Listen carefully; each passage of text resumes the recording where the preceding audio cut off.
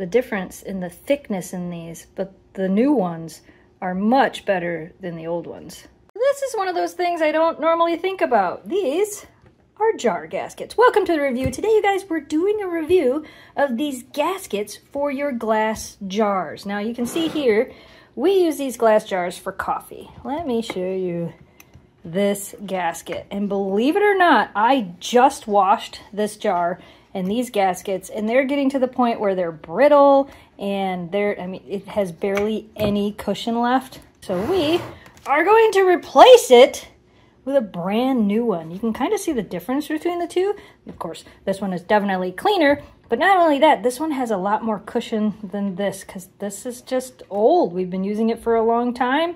Look, you can see, this is how old it is. It's even got a crack in it. So that's definitely not keeping my coffee as fresh as I want it to be. So we're gonna pop this on and show you what it looks like. Well, doesn't that look a whole heck of a lot better? Oh my goodness, let's close it. See if it latches nice and well. Oh, I probably shouldn't have put this part right there. Don't do like I did it. Do it the right way. And then we latch it. Oh my goodness, here we go.